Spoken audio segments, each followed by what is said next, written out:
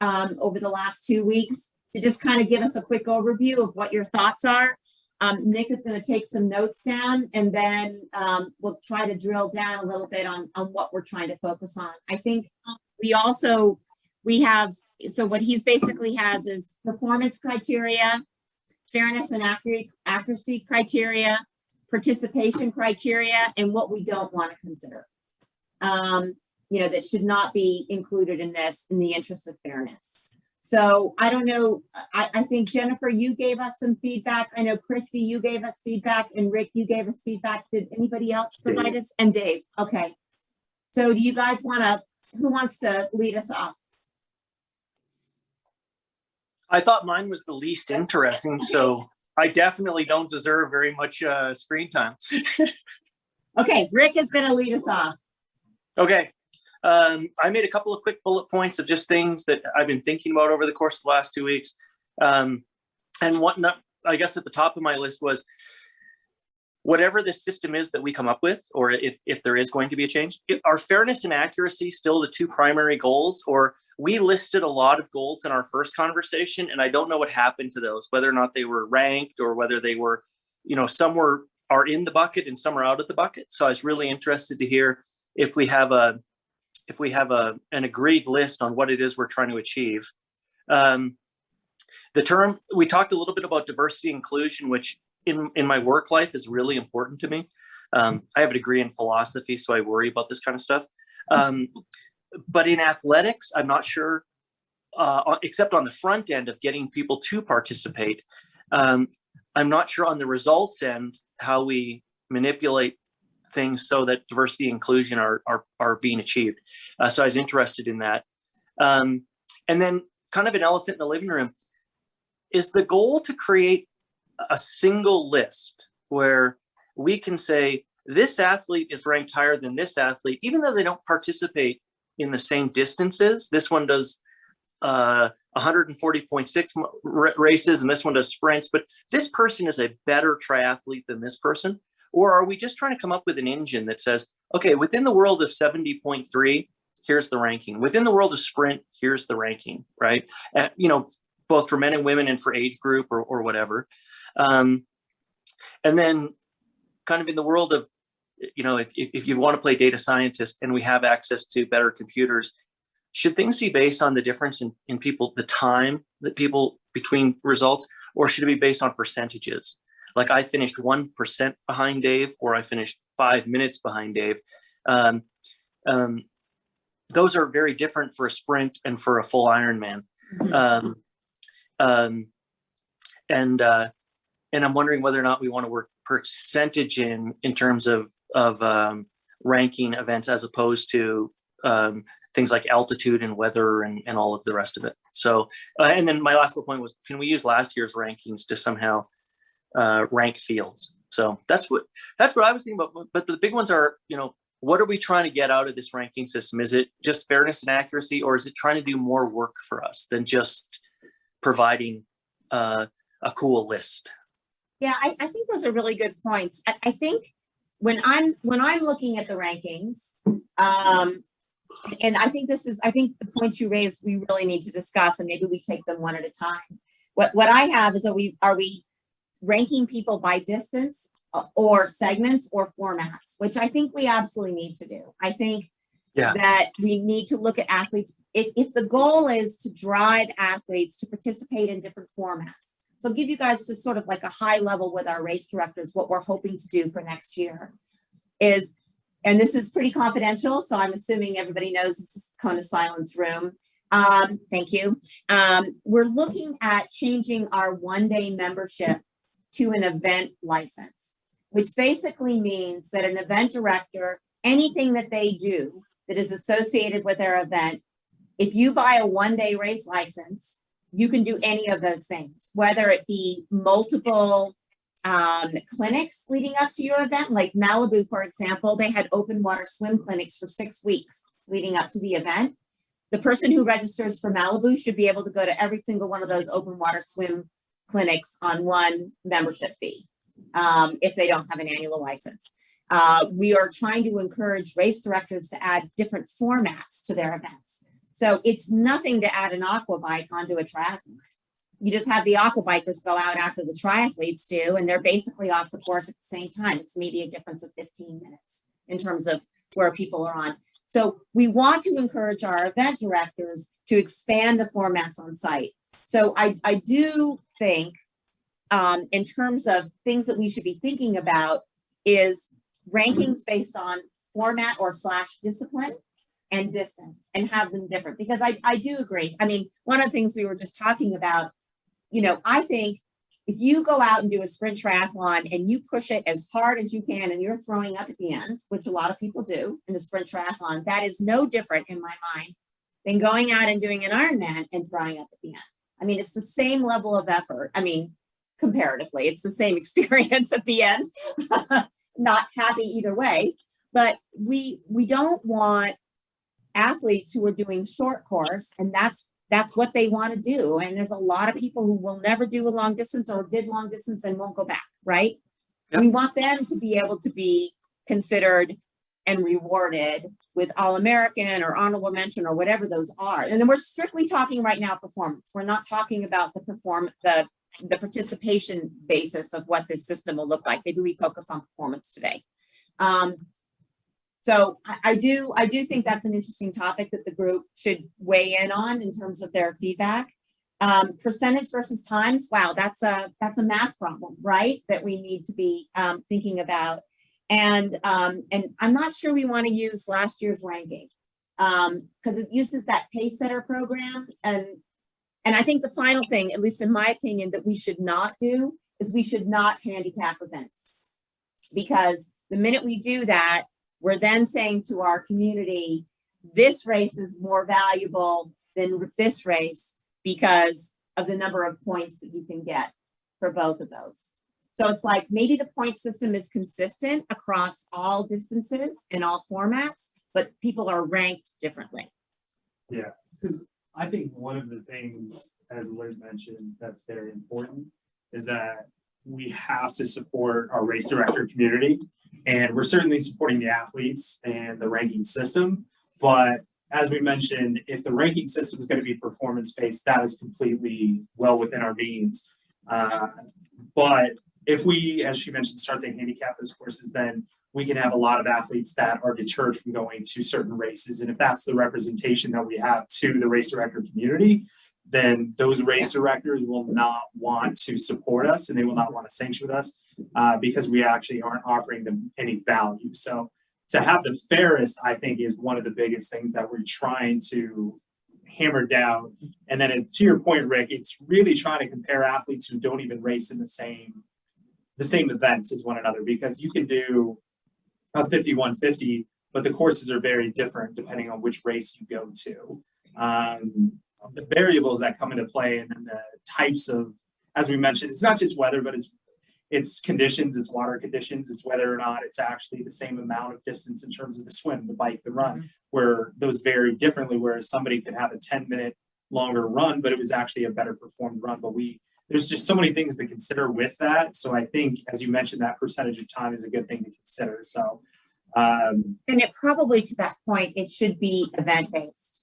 So the current system, as you guys recall, based on what Sam outlined, is based on a pace set, on a series of pace setters and people who go out and have raced the event previously. And one of the things that Tim has tasked us with, if we're revisiting this, we really need to look at conditions on race day and creating points based on that event at that day.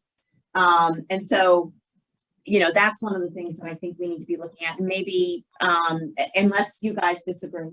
So anyway, we've done a lot of talking. we're good. Maybe does anybody else want to offer some things that we should be thinking about? Yeah, you can go ahead, Dave.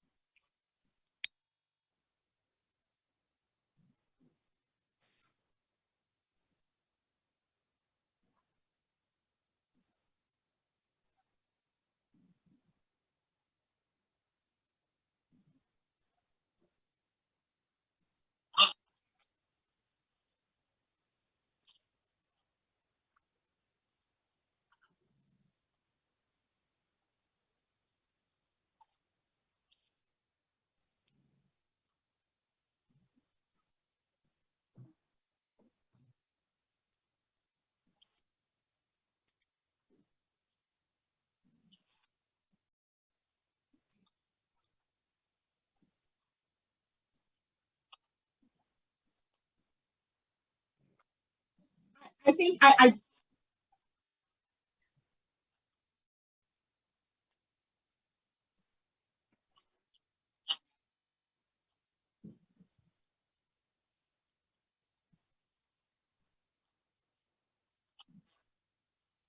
Me.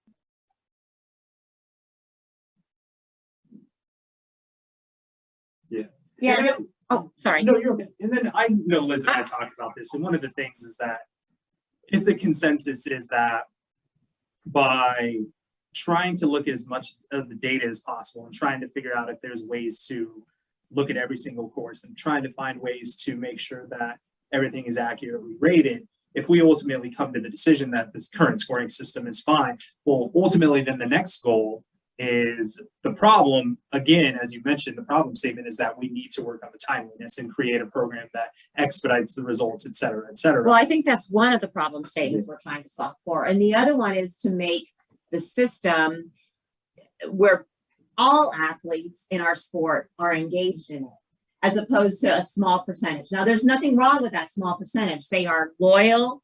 They are, some of our best members. I mean, looking at you, Dave, I mean, I'm not saying that group, the group that is Team USA, All Americans, and strive for that are not important part of our community. They're extraordinarily important. But what we want to do is engage the other 80% or 75% of our community in a system that gets them excited to go to a sanctioned event as opposed to a non-sanctioned event, because there is some reward. And this gets back to what we talked about before, where we maybe have two pillars.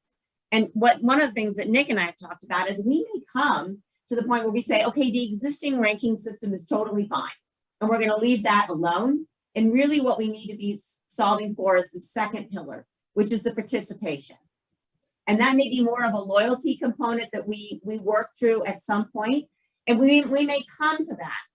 My biggest concern with our existing ranking system is that I can't explain it to a new athlete entering the sport.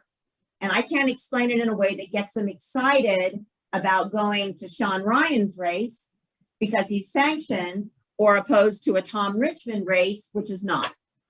And we want to create an incentive that keeps people excited about going to an event that is part of the USAT family, as opposed to not. And that's what we're trying to solve for, Dave. Not that we want to take away from an existing system that has rewarded strong athletes for 20 years. That's not what we're trying to do. We're trying to expand the reach of whatever it is we do in a more meaningful way.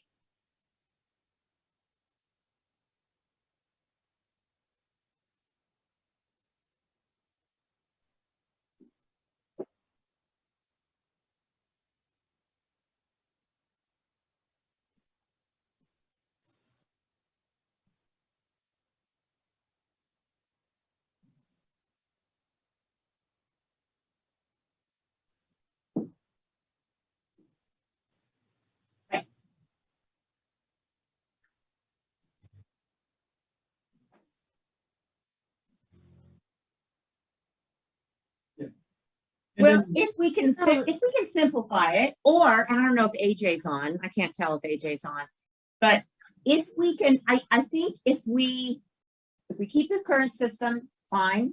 If we build a more simplified system, great. But the goal would be we create a timing template that can be provided to all of our race directors, that at the conclusion of a race, they push a button and the results get transported immediately to our systems. As opposed, what we do now is the race directors have 2 weeks from the conclusion of their event to send us their post-event paperwork, which is like how many people raced, what the water quality was like, if there were any incidents, and their results. Not all the race directors do that. Some of them are timing, with very simplified systems, and they're not doing it. The data comes in more often than not. Nick is having to go in and fix data because it comes in inconsistent fashion. So part of the issues with the rankings not being updated quickly or not being seen are technology issues that potentially we could solve for.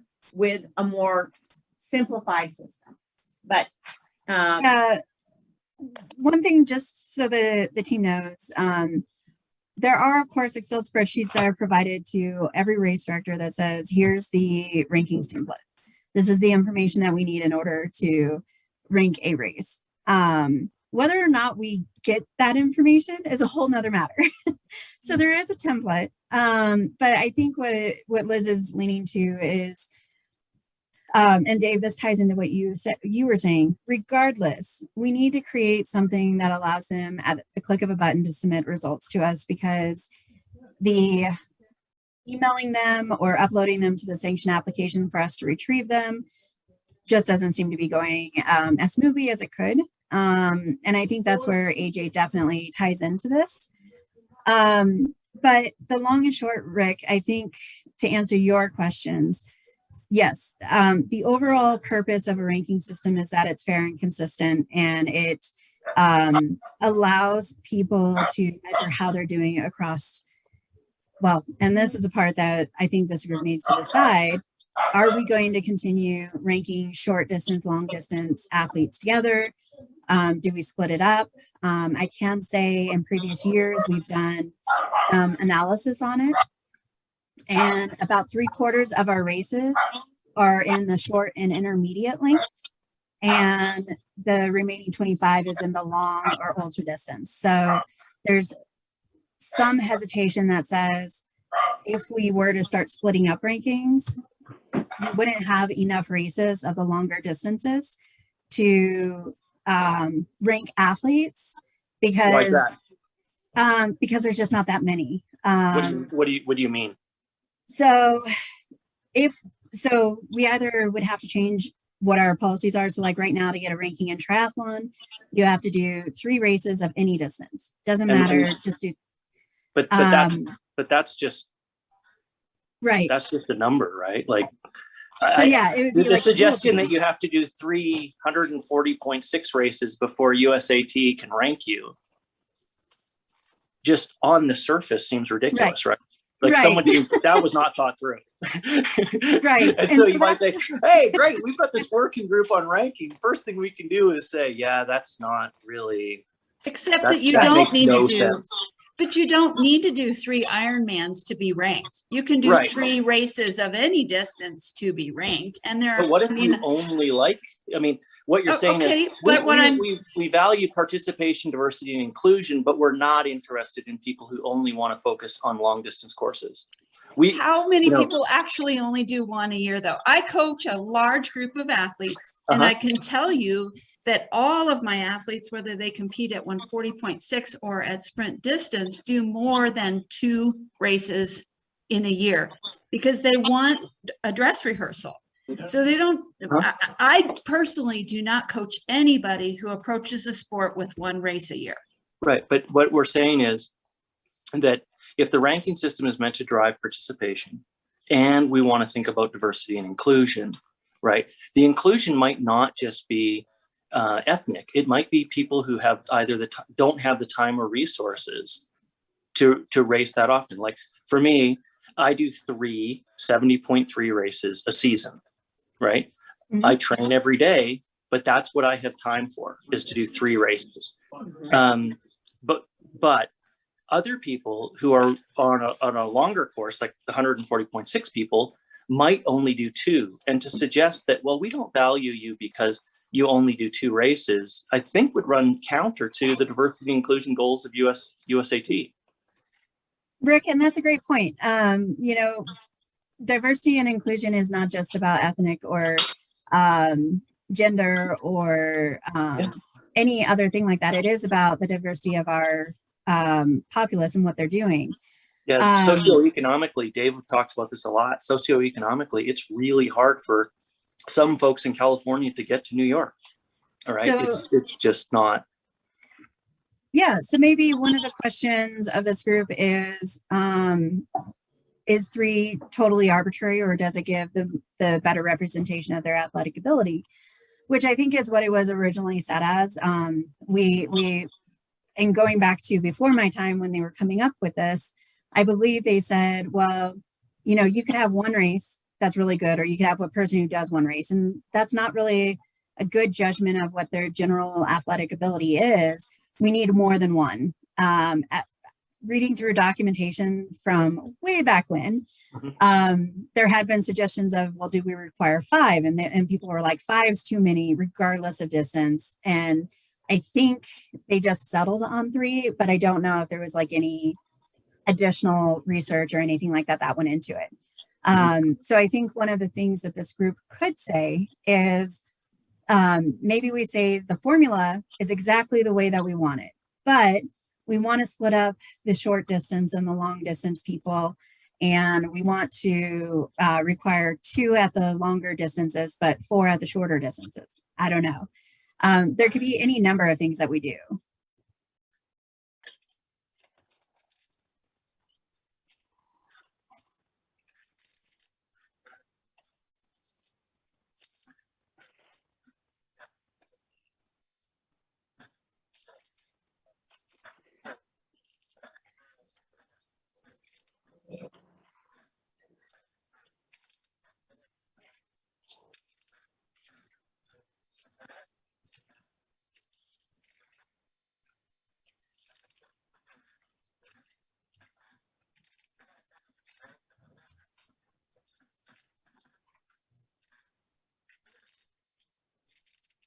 Right. Yeah, I mean, I see.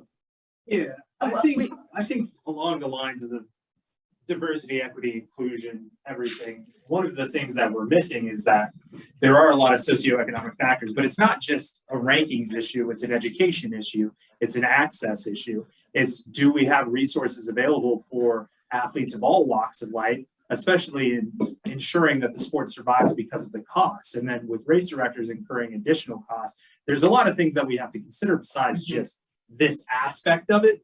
But that's not what we're trying to solve that's for. not what we're trying to solve. Yeah, I mean, I think it's important that, I mean, we cannot say that because you do an Ironman event, that's not included in our rankings because Ironman has their own ranking system.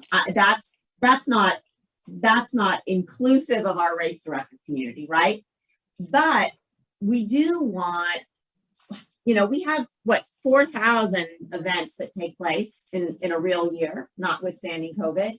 We have 4,000 events that take place all over the country. Unless you live in someplace extraordinarily remote like North Dakota, or we're seeing issues with Wyoming right now, you have multiple opportunities to do a number of races. And those are short grassroots events. It's supporting our grassroots community. What I think one of the things that I think we really need to focus on as part of this ranking system is, how do we support every one of our event directors regardless of their events? Now, if you are going to an event in South Dakota that has 50 people and you podium in your age group because you're the only one in your age group, and I'm going to tell you right now, because I'm old, in every race that I have done this year, there have maybe been 5 people in my age group. Have I raced any less hard to get on the podium? No, you know? So I don't think that we can separate out, and I'm very interested in Sean's feedback on this because he's a race director and he's on this call, but I don't think that we can say that there's not access to events, because I think you could easily do 3 to 5 sprint triathlons a year, and we want to encourage that. Like we want to see people doing shorter course. We want to see race directors putting on reverse triathlons that are more beginner friendly and shorter course. So I think it's okay to include a long course ranking. And Sam, I totally understand that you don't think there's that many, but that's okay. You know, and I think one of the things that Justin was talking about when we were having this discussion is, you know, in the ranking system, you should be able to see how you rank in long course, or how you rank in sprint, or how you rank in duathlon, or how you rank in aquathon, or in women's only events, or how you rank in your city. And that's all drop down and pivot tables, right? I mean, that's something that we can do. So I think what we come back to is, how are these points calculated? I mean, are we saying every single race, regardless of distance, is worth 100 points for grins? And based on how you finish in your field, in your age group, you are assigned points off of that 100. And it doesn't matter if it's an Ironman or an indoor triathlon at the YMCA. There's the same point total regardless of what you do, and how you perform in that, you get points associated with it. Now, is that fair? Probably not, because you have situations where you've got races that are more difficult. But that, I think, is one of the things that we need to be looking at. And Sean, do you have any feedback? Because you're a race director and a numbers guy. So yeah. Can you guys hear me okay? yeah. Okay, and I apologize that this is the first meeting I made. I couldn't make the other one. This month has been crazy because we're trying to condense a year's worth of events into the fall.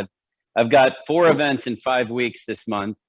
I'm mostly in the road race sector. So for those that don't know me, I direct the Door County Triathlon, which is one of the larger ones in the Midwest. It's sprint and half iron. It is an independent race. It's always been sanctioned by USA Triathlon. We've been around since 2005. In the road race sector, I work at Boston Marathon. I direct the race across the Chesapeake Bay Bridge for those of you from the Mid-Atlantic region. So, I mean, I work with the BAA, I work with Corrigan Sports. So I'm basically a free agent race director. My thoughts when I joined the committee, I appreciate what Dave said, because one of my first quandaries in the back of my head was, what's broke? What are we trying to fix? The truth is, I think most race directors, maybe not most race directors, but those of us that are only casually in the space of triathlon, I've never invested a lot of time being overly concerned about how rankings and the point systems work.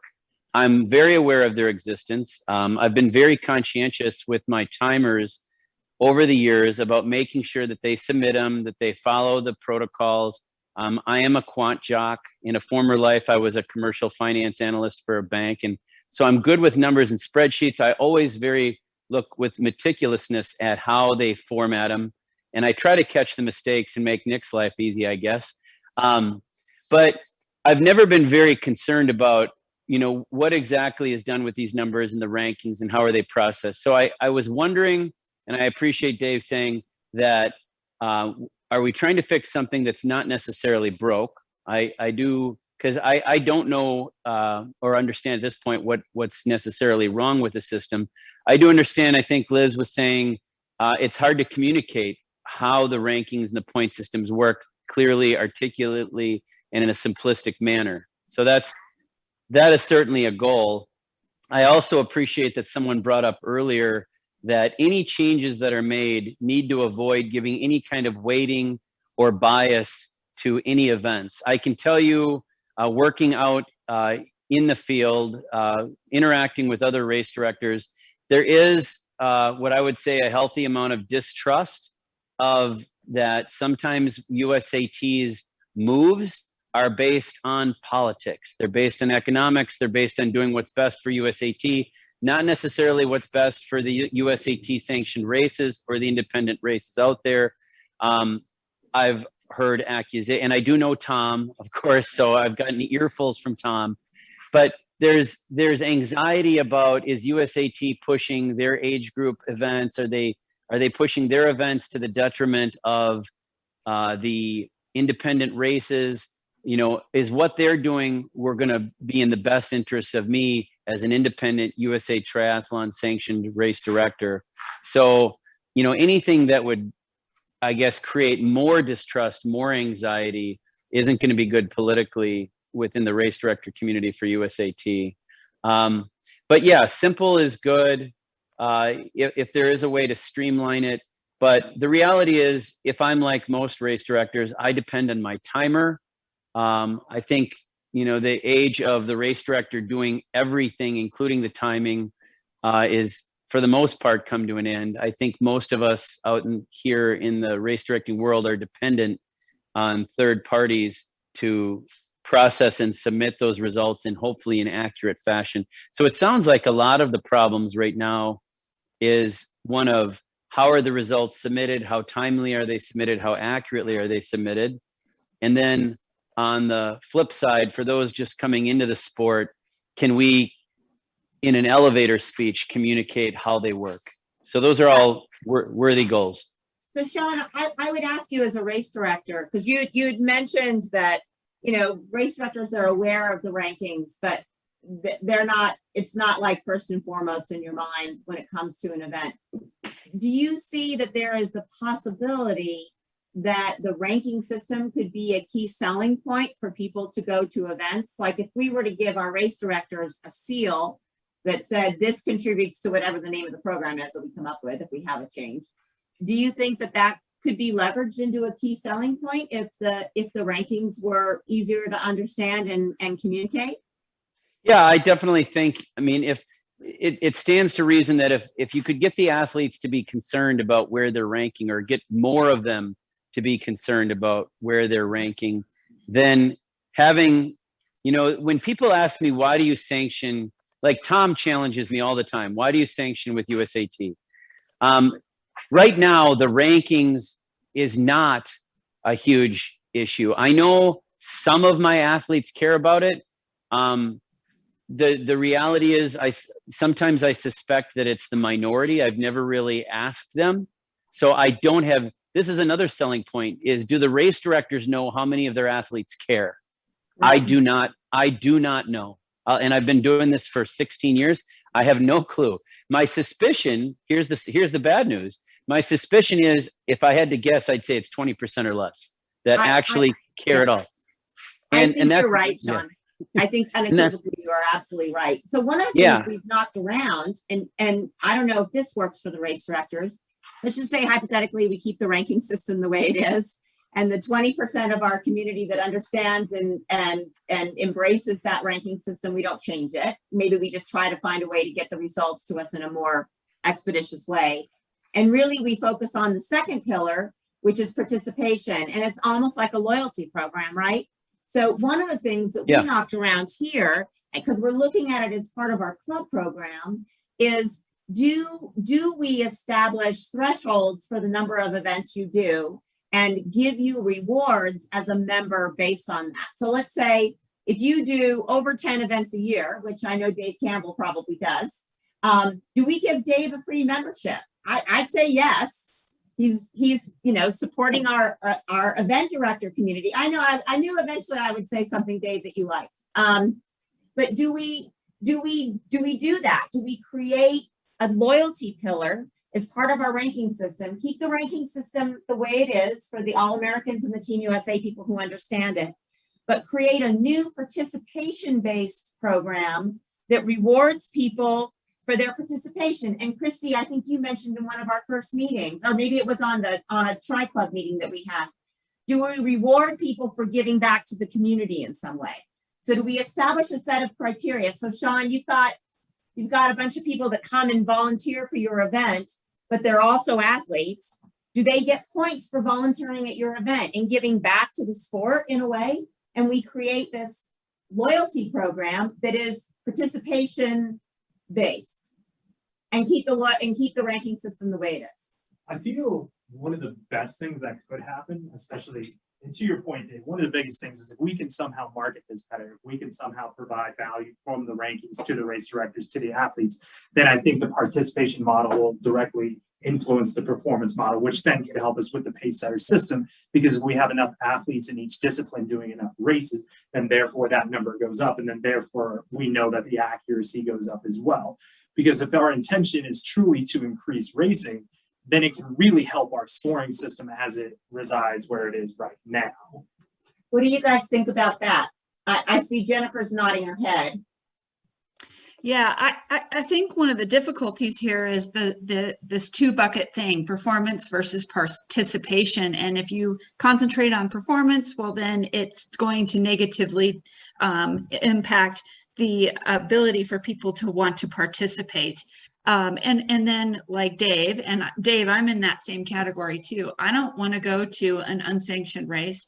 I don't want to not earn that All-American standing. That's a really important theme for me, and likewise the people that I coach.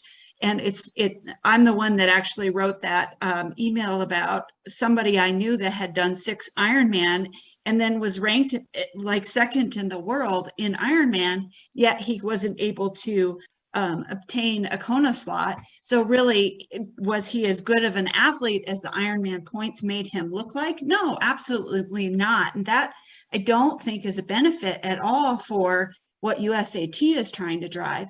But I love the idea of loyalty points in maybe a separate ranking for performance. So maybe we have a actual performance ranking, and then we have this participation ranking, which people can earn those loyalties like you guys just talked about. I think that's a brilliant idea, and just keeping that completely separate, similar to like the AWA program that Ironman has. Yes, they earn points, then they can do things like get, slots at transition or whatever it is that you guys come up with. I think that's brilliant because that's what markets the sport for the participation point of view.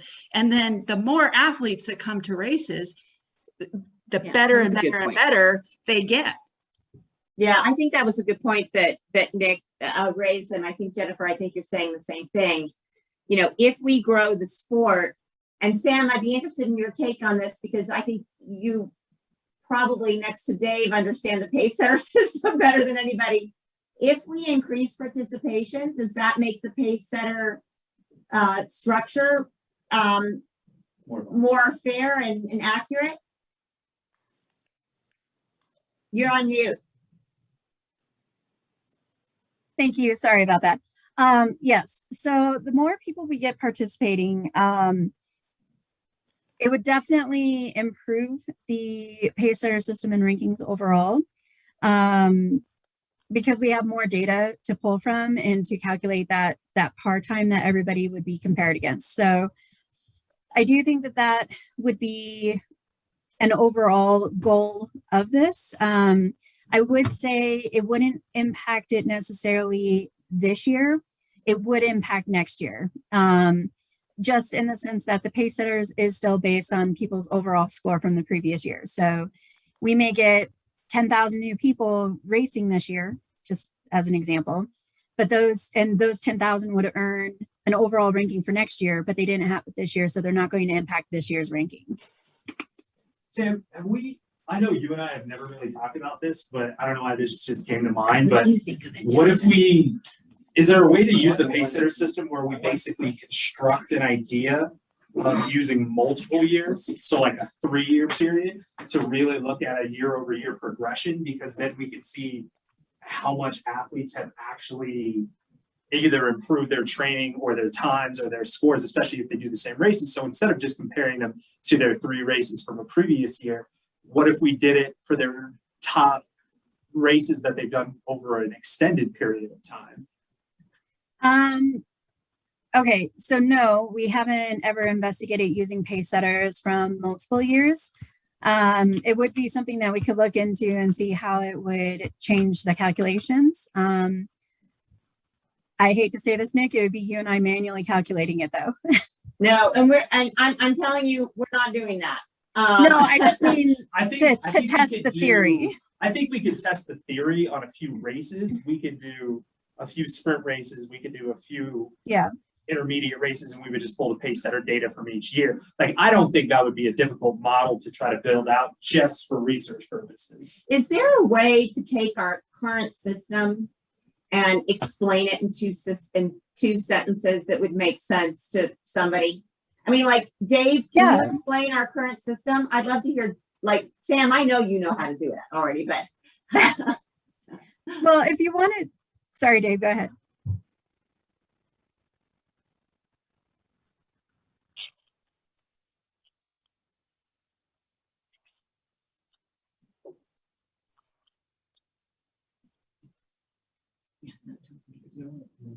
The filtering is.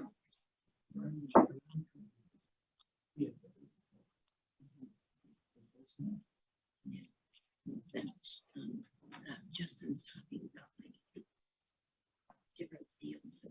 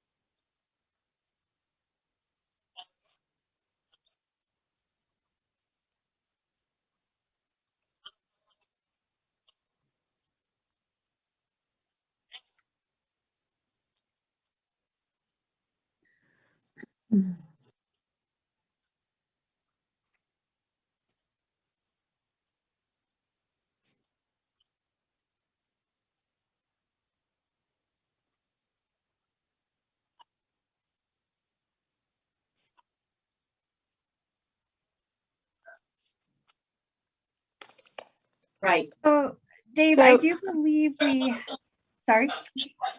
Go ahead, Sam.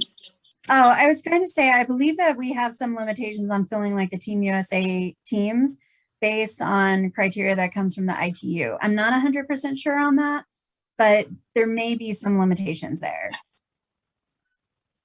Okay.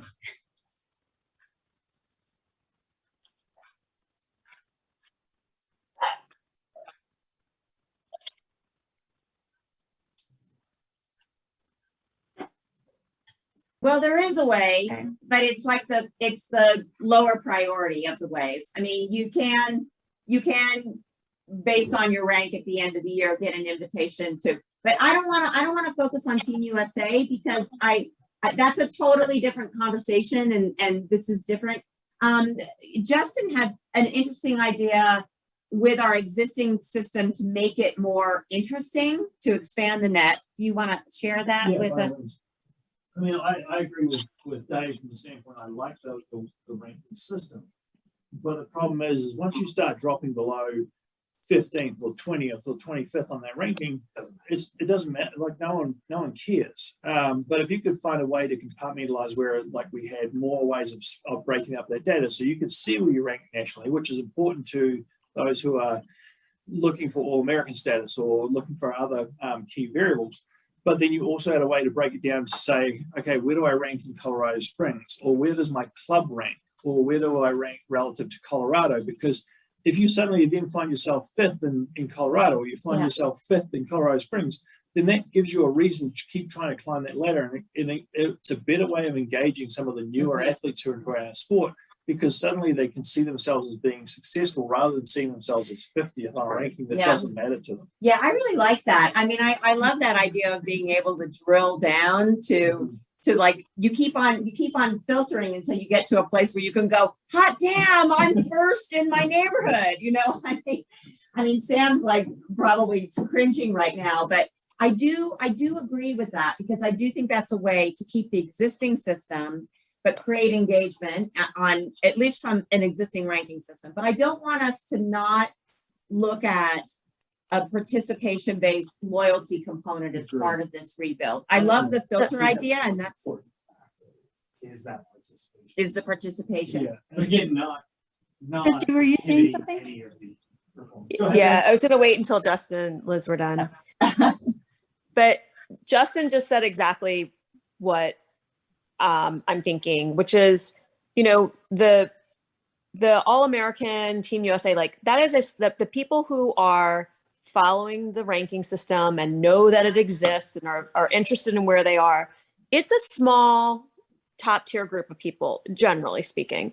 If the goal of the ranking system is to help race directors get more athletes on the start line and to increase participation, so to get an athlete who maybe does 2 races a year to do 3, or someone who does 3 to do 4, to me, that all starts at the local, state, region level. And, you know, to what Justin just said, like knowing, you know, where you stand in your state or where you stand in your region, like that's going to help someone get motivated to do something more. They may never go to nationals, they're never going to be on Team USA, but in their region, they're ranked 10th. And that's pretty awesome. And that will also help them make a decision to go to a USAT sanctioned race over a non-USAT sanctioned race. And I will say, I'm in the Mid-Atlantic region, well, now it's the Mideast, you know, there was a fairly large race organization that hosted a lot of races, and they would have duathlon and triathlon events at the same venue on the same weekend, etc.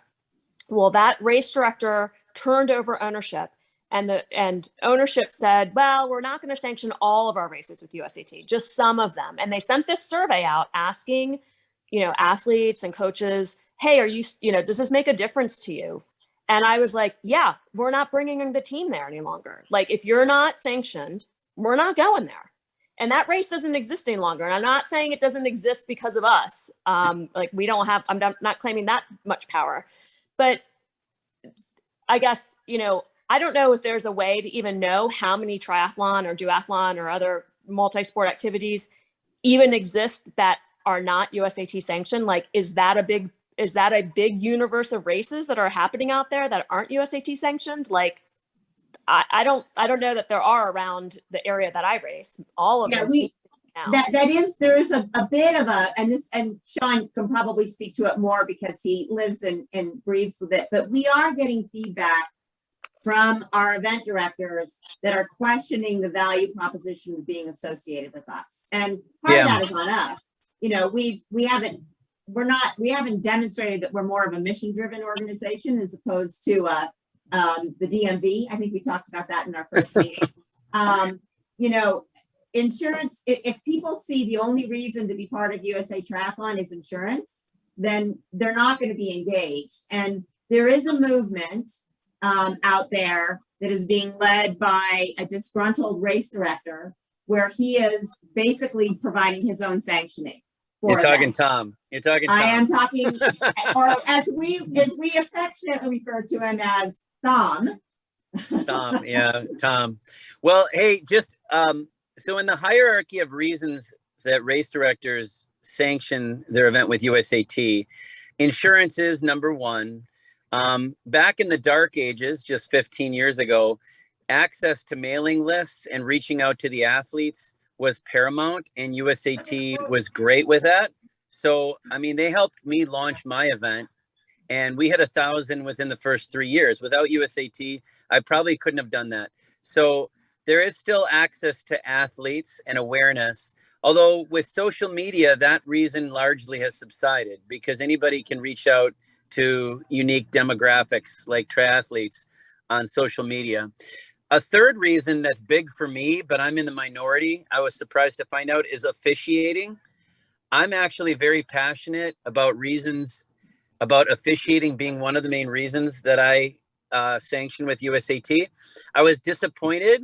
I think Liz was on the call for the race director committee when the officiating came up, and they asked for reasons or race directors' thoughts on officiating. And I spoke passionately about how valuable I see that service. And like nobody else seconded any of my comments. It was really disappointing. And I get pushback from my own committee, the nonprofit committee. My board president wants to be he does not want to pay officials.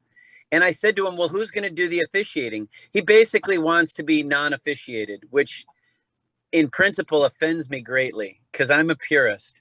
So well, it's also not safe. I mean, part of the reason why officials are there are to maintain safety of the event and keeping it fair, right? Well, I mean, exactly. And it creates credibility also. And credibility. So Sean, you'll be excited to hear that we're going to be launching soon some benefits to sanctioned events related to officiating costs and the importance of officiating.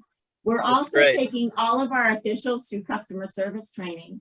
So when they are on site, they are brand ambassadors for the sport instead of, you know, go sit in this tent for 3 minutes, you know?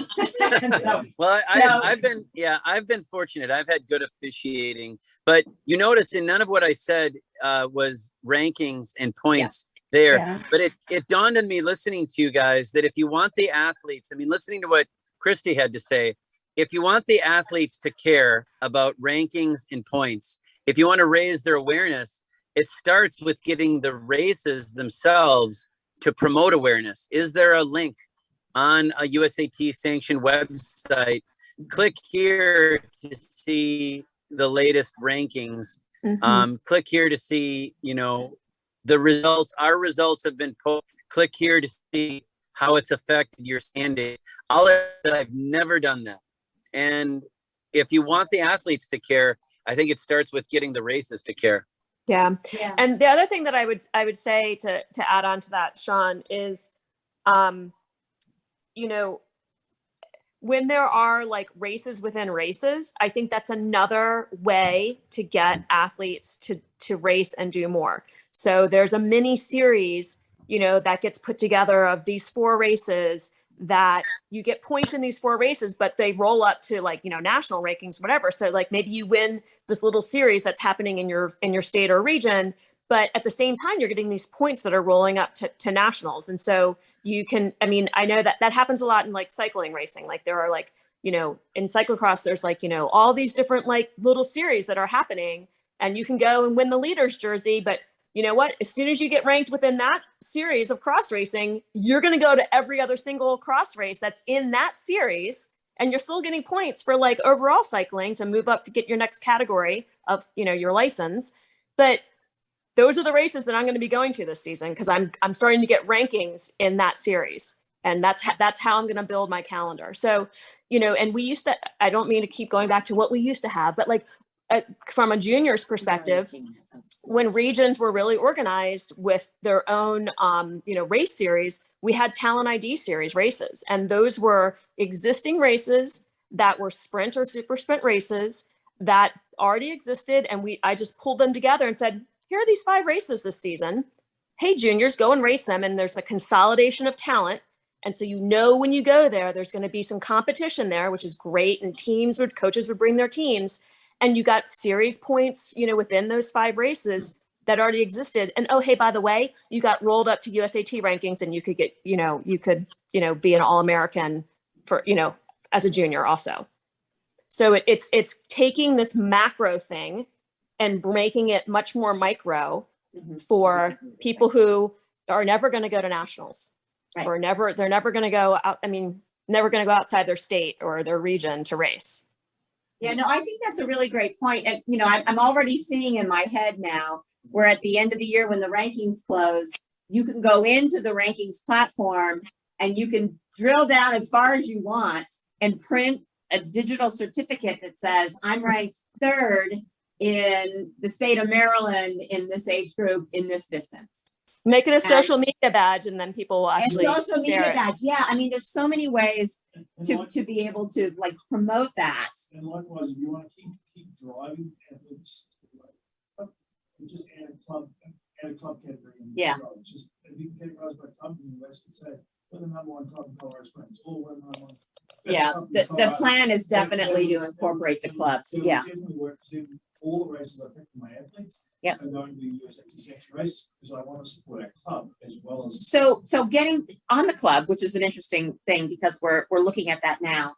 Let's just assume the ranking system stays status quo. We do some technological improvements that allow you to filter and to do some cool things with it. I still want to do a loyalty program, but maybe that's like a phase 2. But on the club standpoint, my thought is that anybody, you have to have a membership, obviously, because you have to be ranked, but your points, whatever your points have, move to your club's ranking. So the question for the group is, are the club's points cumulative, or are they an average across all of the members in the club? I think it has to be average because we have club sizes of all different sizes. And you could have a club that has 2,000 people in it, that each one of them does a 50-point race. Mind you, obviously that wouldn't happen. You would have different people, but their score would add up far larger than, say, a club that had 100 really good athletes who went out and participated. So I think it would have to be average, Liz. I think that's a tough way of doing it, only because of the fact that it would be very easy for me to take a small club, and being that I have a large number of elite athletes, and dominate based on averages. But is our club therefore more valuable to USAT? No, not at all. You may want to have one that's you could break it down based on averages, and you could have one that's broken down on cumulative, on total, because one that basically supports the size of your club and the amount of athletes you have going into USAT events. It would be a pity. One that supports based on performance. You can say, yeah, and we'd have to divisionalize the clubs. Like we'd have to put, to make it fair, the smaller clubs. I think we're looking at doing sort of an insurance change this year. And so we've looked at like the average size of our club. The average club in USA Triathlon is 80 people. That's the average club size. But we definitely have like more elite racing groups that are in the 20s. And absolutely, if you divided their performance Okay, divided we- by we- 20, they would be we like look number good. one. Yeah, they would look good. So But do then we you've need to got, do like a the LA weighted Tri Club. average? Wait. But then you've got the LA Tri Club that has 1,500 members. You know, they have, you know, probably a third of them are USA Triathlon members. So how do you encourage LA Tri Club to get out there and get their members to join? Well, it's accumulative, and they happen to be in the big boys, Yeah. division. Yeah, So it's just a matter of thinking about how you want to divide it up. But Right. I think it was, if the same ranking points to the system that we're using, mhm, just find better ways to break it up and easier ways to explain it to people. Yeah. And an easier way for people, race directors to report it. I think we're on a win. yeah. Did we lose? We lost. I think we may have lost Sean, but so let me just see if I kind of understand where we are. Oh, go ahead, Jake.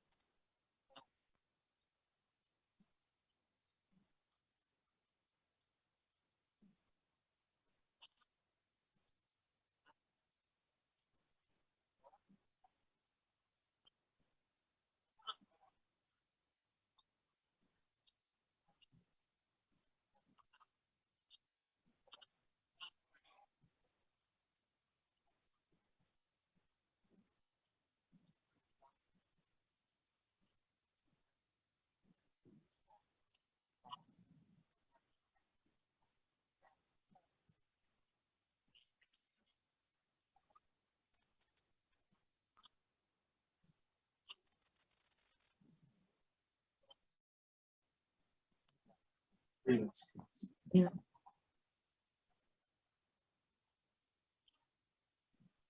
Right, right.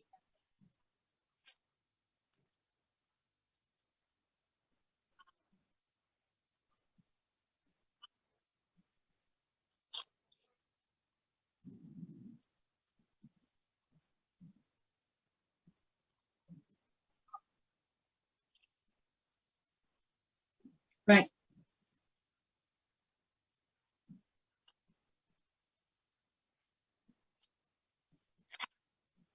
Yeah.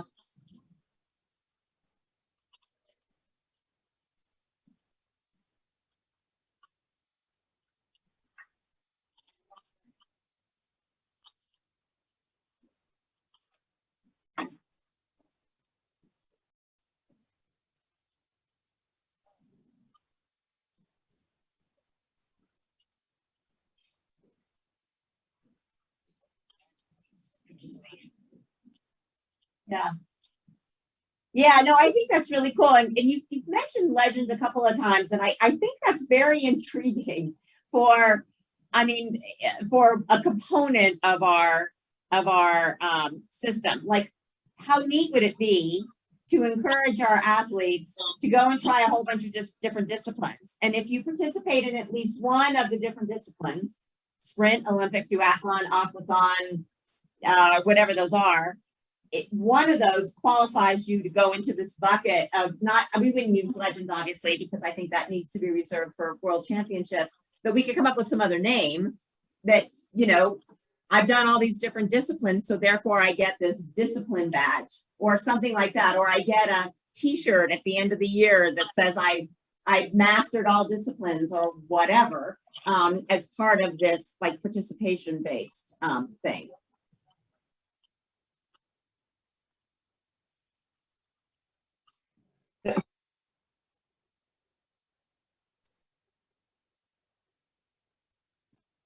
Well, we might bring that back, Dave. We might bring that back. I think it was killed because of COVID.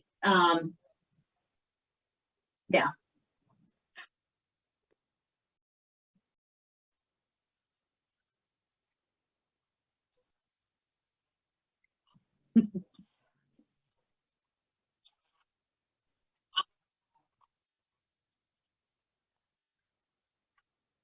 Well, you potentially have heard correctly. We'll see.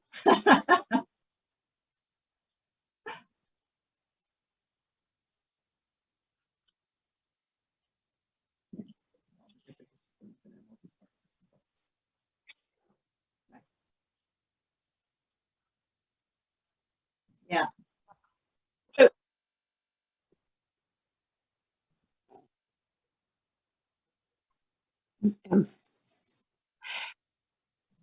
So I think, yeah.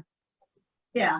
I think Dave hit on a really, really important note, which is the marketing of the program. Because like if I think about like Taylor Nib, okay, who knew about Taylor Nib 8 years ago? Well, if you weren't following junior racing, you'd never heard of Taylor Nib. Well, then maybe you saw her name pop up in the Olympics. But maybe if you don't follow 70.3, you didn't see what she did in Boulder, or you didn't see what she did at Collins Cup. But the reason you know she did all those things is because USAT wrapped it up and marketed her as this multidiscipline triathlete, and like the amazingness of her art, her triathlon career arch. Okay.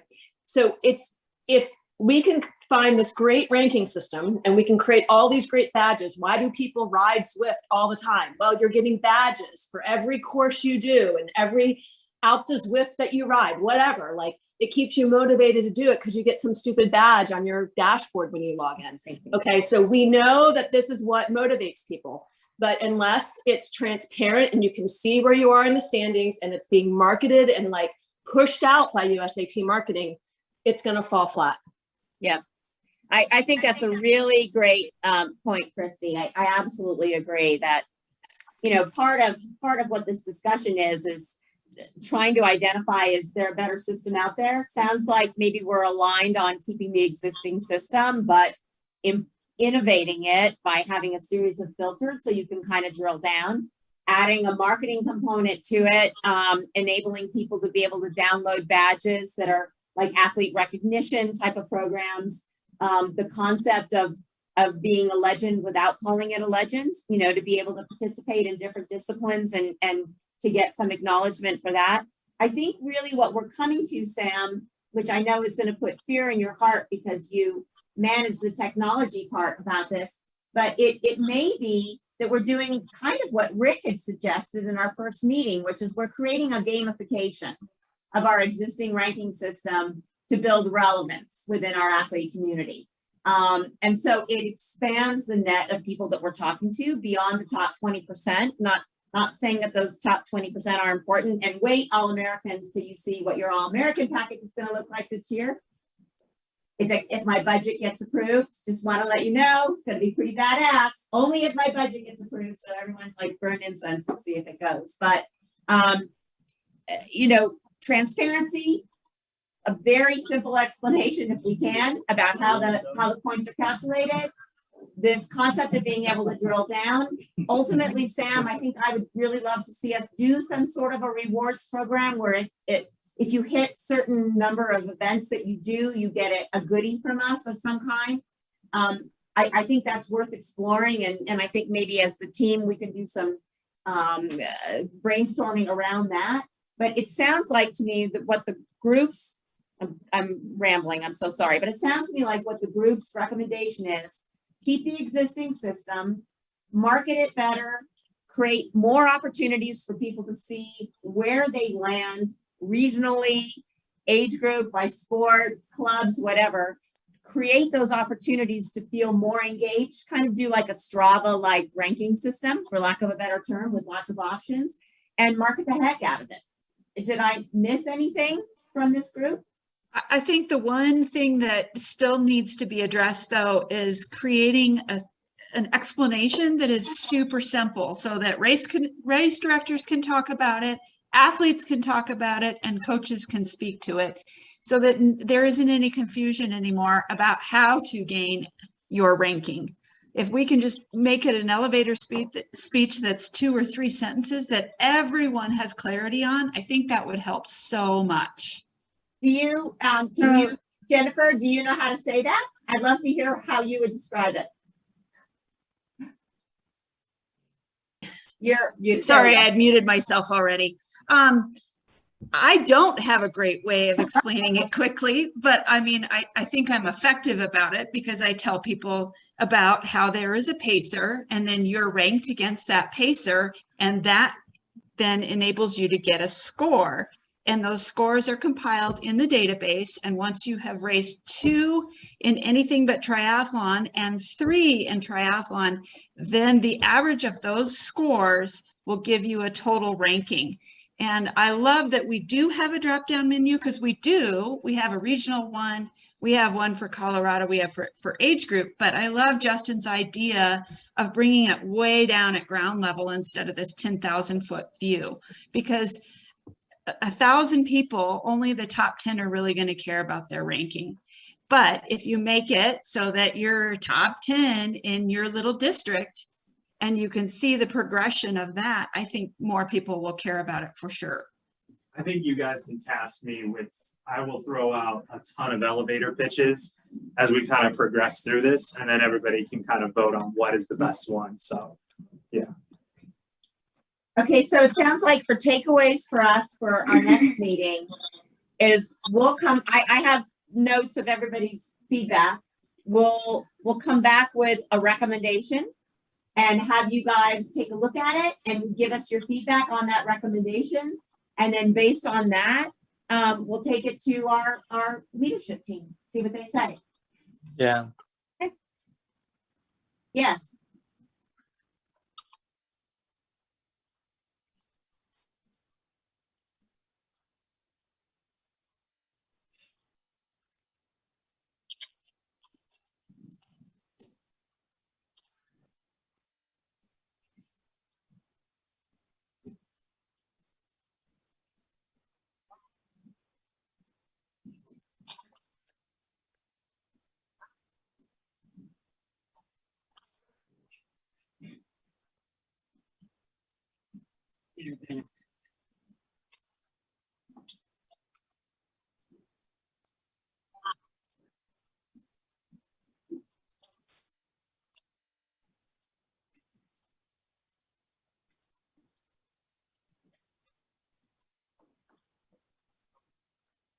Hey, Dave, just based on that interpretation and your experience in the sport throughout many years, I could ask this of everybody that's on the call. Do you feel that we have more type A extrinsic type motivation people, or do we have athletes that are more intrinsically motivated because they do it for the passion of the sport and just the enjoyment? Do we really have a gauge on that? Or what is your thought on that based on just your experience as yourself as an athlete? And then, of course, amongst other athletes.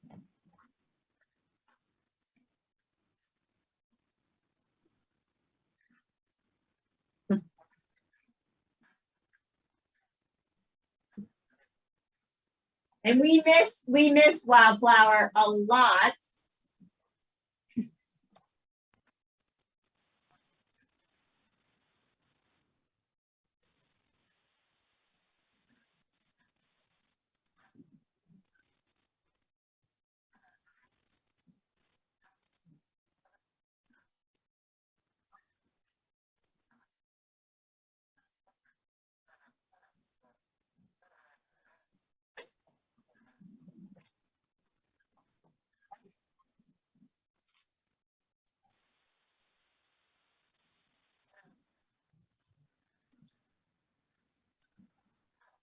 Yeah.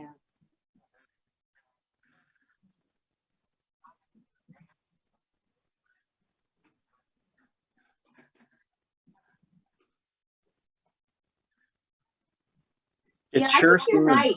I'm sorry. Go ahead, Rick. well, it sure seems to me that for the majority of any field in a long course triathlon, that is a challenge rather than a race. You know, there are many more people focused on cutoffs than there are people focused on the podium. And many more people stand at the start line worried about cutoff times rather than what it's going to take to get on the podium. And so the system that encourages those, and maybe I'm making a distinction between A-type people worry about podiums and non-A-type people worry or think more about the challenge of this and the cutoff and just the experience. But I could be wrong about that, of course. But it sure seems like what I've learned in these calls is that, you know, Sam's operating a bulletproof system. I mean, it's really incredible, the level of detail that goes in this and the accuracy of the rankings that get spit out from it. And that there is this collective, there was one word that I kind of came up with, and that is meaning. Like, what is the meaning of my ranking? Like, does it mean I get a chance to get a badge? Does it mean I get an invitation to Team USA? Does it mean that I get access to special rack places like I do with AWA? Does it mean I get an opportunity to buy merch that I would be proud to wear that not everybody has access or the opportunity to buy, right? So what is the meaning of my ranking? Seems to be, for me, what I'm taking away from these two calls. Like, what is, you know, so what if I'm the top in Colorado, or I'm the top in the country, or I'm the top in my neighborhood? So what?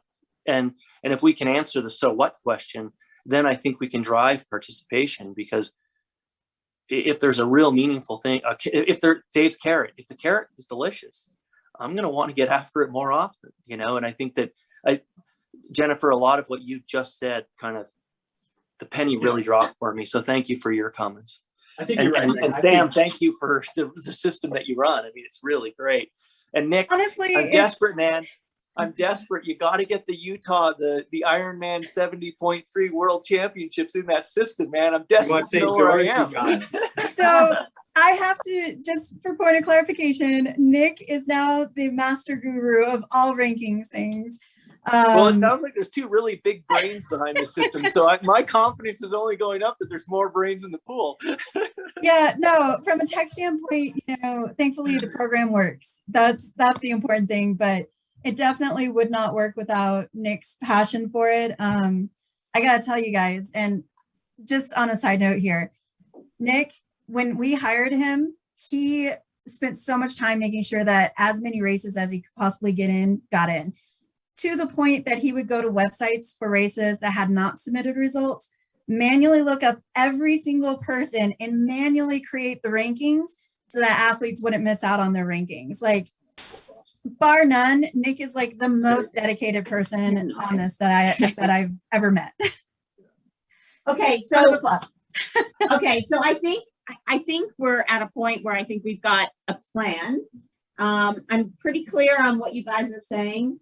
Marketing the why and defining the why, Rick, more. Creating an athlete recognition programs that span the entire athlete membership and are fun and meaningful, and keeping the same system. So let us come back to you with in a couple of weeks. We'll schedule probably what will be our last call. How sad, but our last opportunity. And we'll come back to you with a recommendation, and you guys, and we'll get it to you ahead of time. We'll get it to you a couple days ahead of time so you can review it.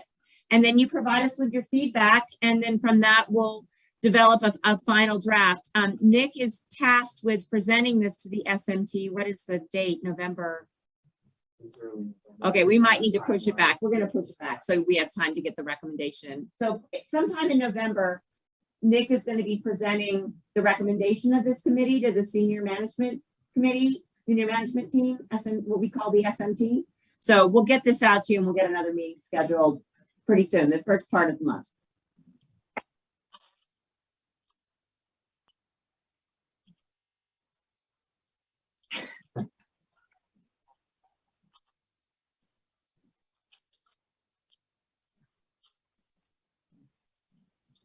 Well, yeah. The problem is we launched some new systems.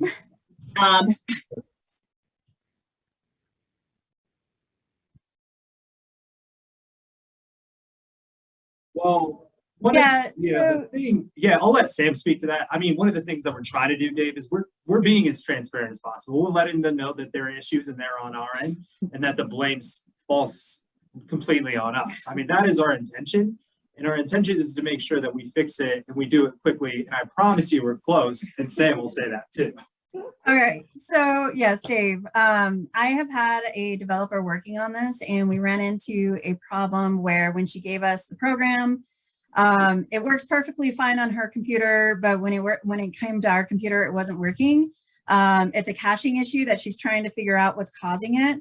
And she is hopeful to have it resolved here within the next couple days, and then that would actually cause everything to recalculate correctly once we run the national calculation. So I'm hoping that it's just a few days, but it all depends on what she finds with this program that she's been updating. Yeah.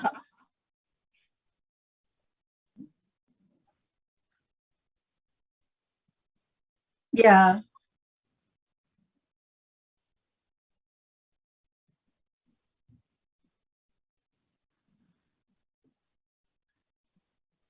Okay.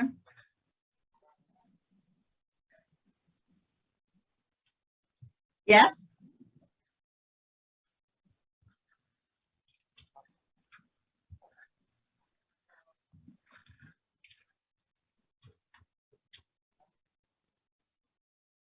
Do we have a multi on there? What's that? We have a multi-year All-American?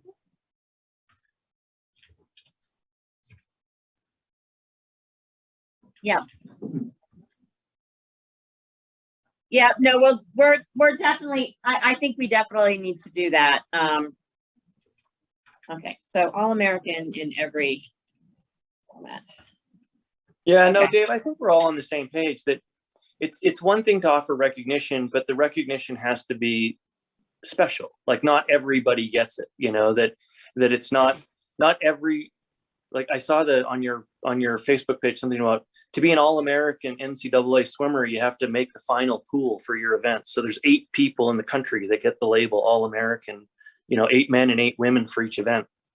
That's a pretty small group, right? That's not our goal here. But even AWA, what is it? It's like the 1%, 2.5%, and 5% or something. So No, it's like, it's 1, 5%, and 10% of the. okay, world. so it's 1, 5, 10. So you're still in the top 10%, you know. Yeah. If AA got watered down to, you know, 50% of all triathletes are AA, then it doesn't. No, it I doesn't, don't it's not as think that's cool. what we do. I think Yeah. we keep the All-American program the way it is now. I think what we're talking about in terms of these filters is the ability to sort of compare yourself if you're not one of the more higher performer athletes, comparing yourselves in your community and maybe having the fun of downloading a badge. I mean, I keep on thinking about Strava and you know, I mean, I'm on a mountain bike. I'm the slowest freaking person on the planet, but I can climb like crazy. So I do really well in the climbing challenges. You know, they may be slow and take me hours, but I'm hitting those elevations, and that's fun for me, right? Yeah. So I think there's a component of our ranking system where we can build on that sort of idea, but not water down the value of the honor associated with being an All-American, because I do think that's really important. I'll share one really funny story from Worlds. I'm still desperate for my ranking from there, but did I mention that? Sorry. But we started going through the results and started to figure out where we finished on our team.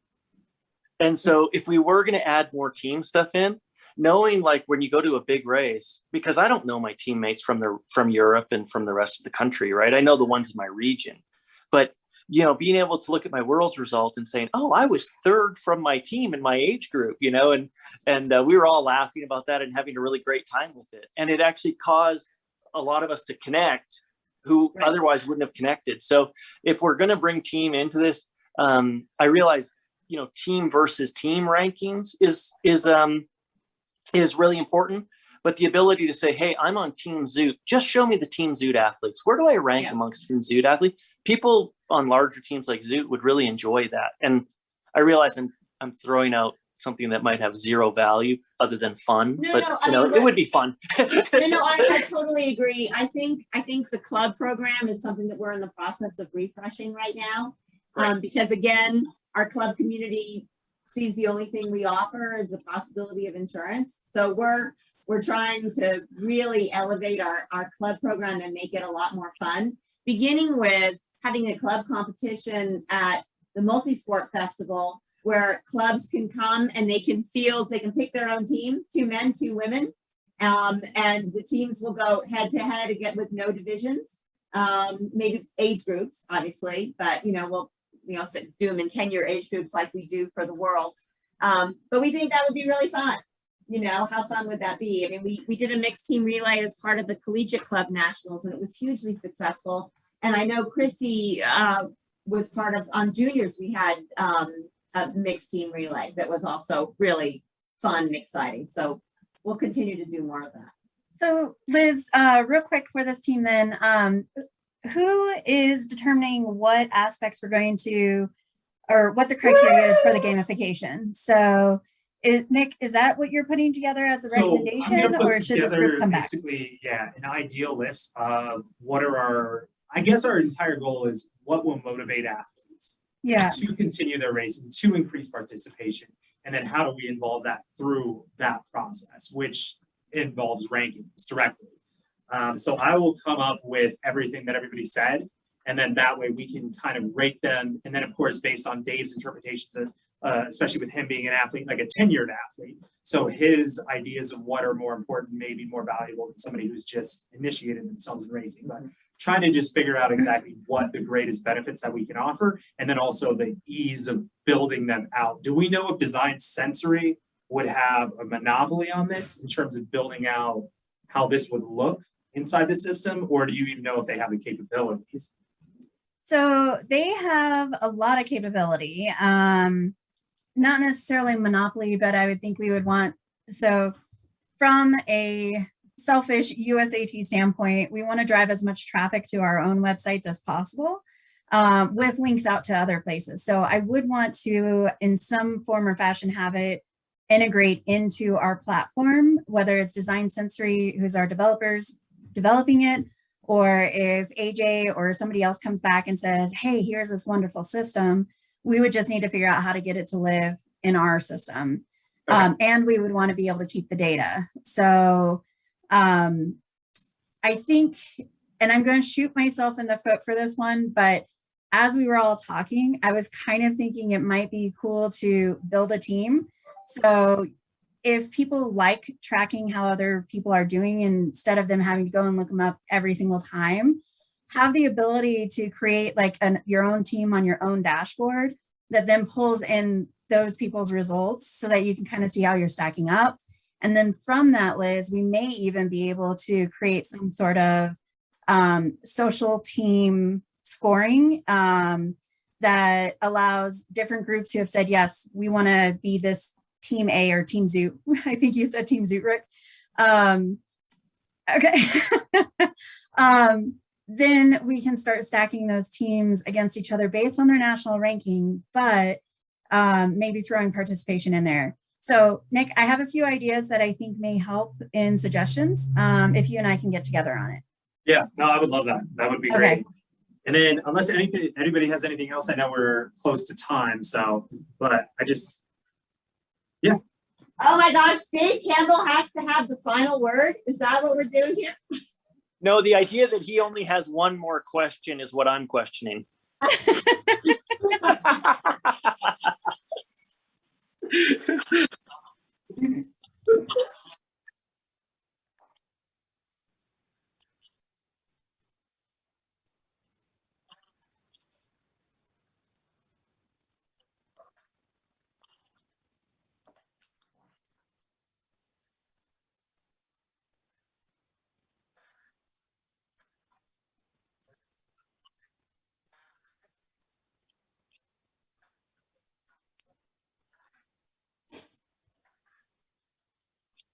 Yeah.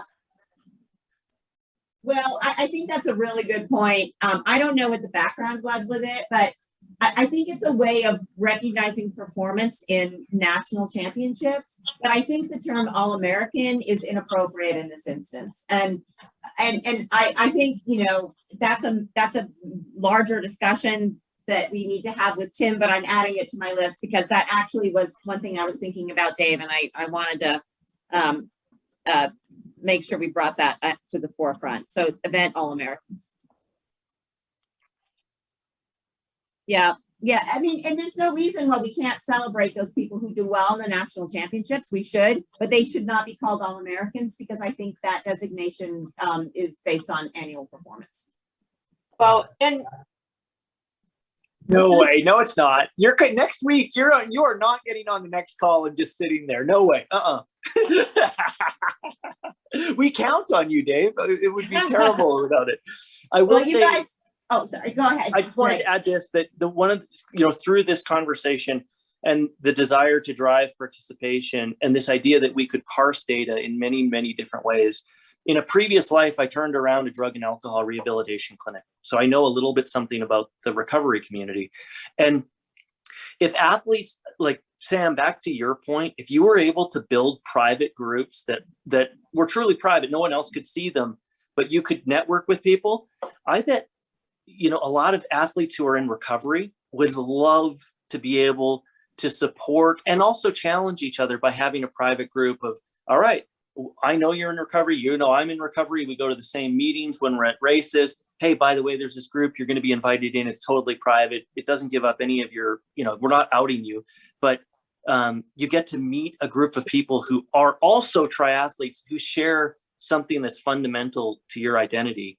And whether that's gay athletes or that's athletes who are in recovery or that's, athletes who wear Nikes or I don't know. But as we think about that ability to drive participation by forming groups that Sam was thinking about on these, like building up your community that keep you accountable and keep you coming back and encourage you to show up for that one more race.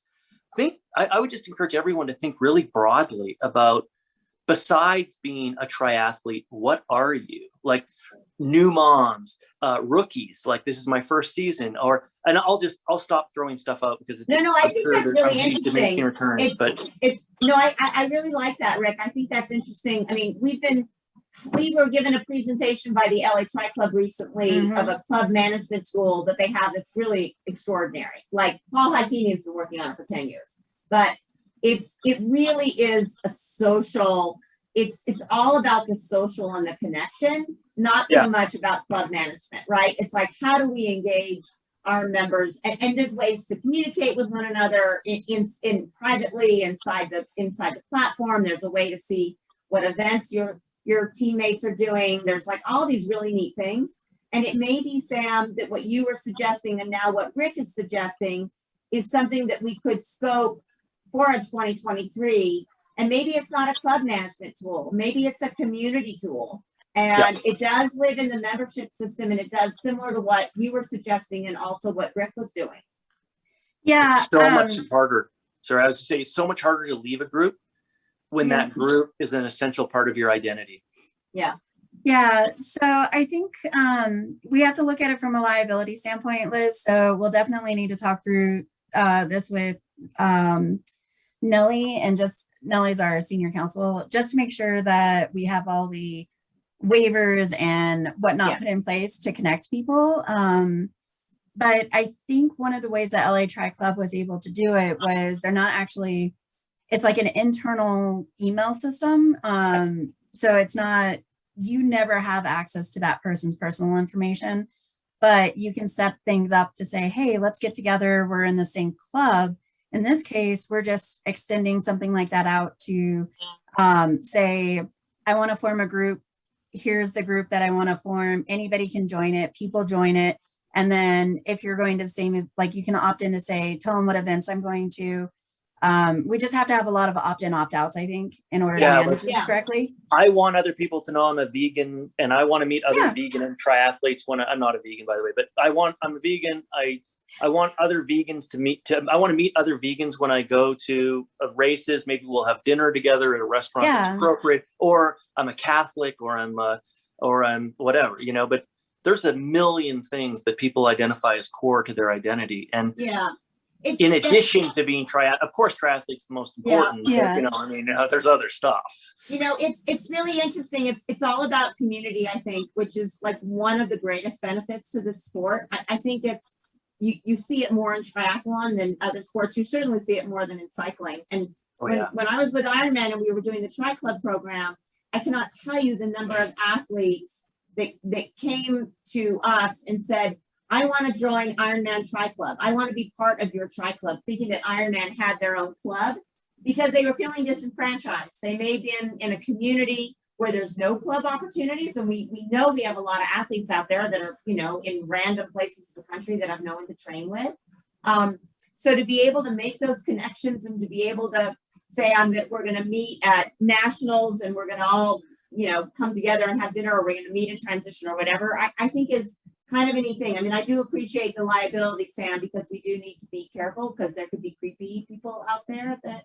And unfortunately, we do have athletes who get stalked. I hate to say it, but I know we do. So we just have to be super careful. Yeah, exactly. Well, really great ideas, everyone. Thank you so much for jumping on and being part of this. I cannot even begin to tell you how great this discussion was. I think I'm going to put words in Nick's mouth, but I think it really did help us drill down to the direction that we need to be taking this. I'm excited about the ideas that came out of here. So let us put them into a document for you guys and get it out to you, and then we'll have one final meeting, and there we'll go. And Dave, I have a different size jacket coming to you. And Rick, yours hasn't been shipped yet. And Chris, either as yours. But I have boxes of swag that are going out to you guys. So it's coming.